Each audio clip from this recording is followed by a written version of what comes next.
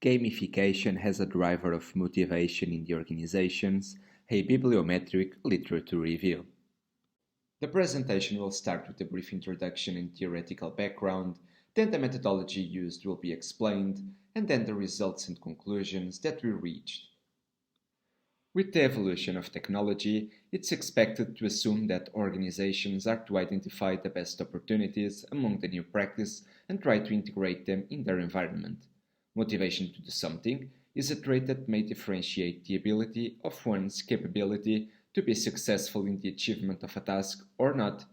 Organizational leaders try their best to keep their team members motivated.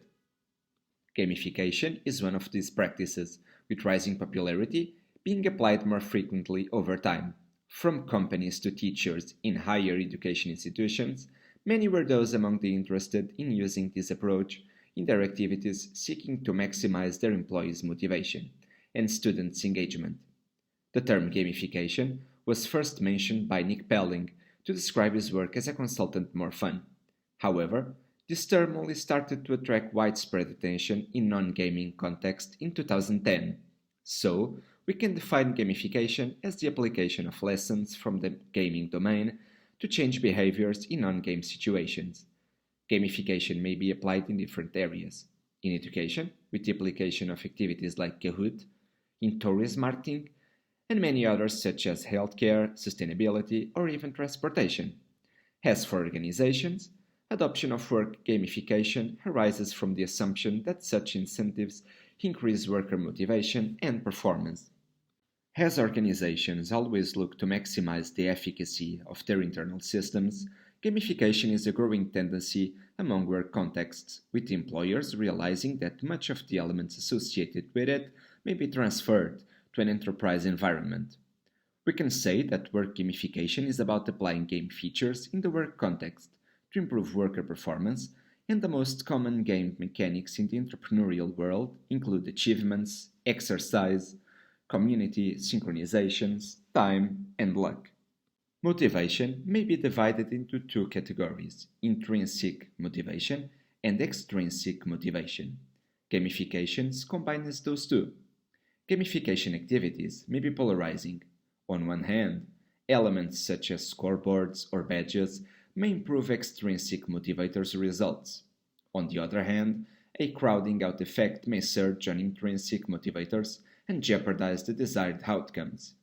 An intrinsic motivated person will work hard by nature, genuinely dedicated to the activity he is performing. When preparing for this article, we used the Scopus database and used the keywords gamification and motivations limited to the sub-area BUZZY.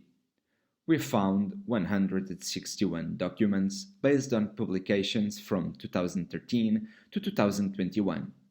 After applying some criteria for exclusion, our final list consists of 60 publications. In 2019, the literature on the gamification process in the business context seems to start gaining more relevance. This evolution reveals the recent and growing interest in the process of using game elements in a business context to increase motivation and performance of individuals. The words gamification and motivation were the main ones found in our research. As gamification is becoming a more and more popular tool among the literature, so are the gamification activities, with their popularity rising among the practices adopted by managers to increase their workers' motivation.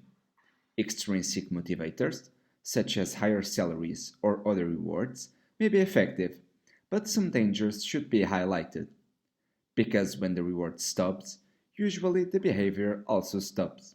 Intrinsic motivations, on the other hand, make the worker more naturally committed and more passionate on achieving their goals and the goals of the firm.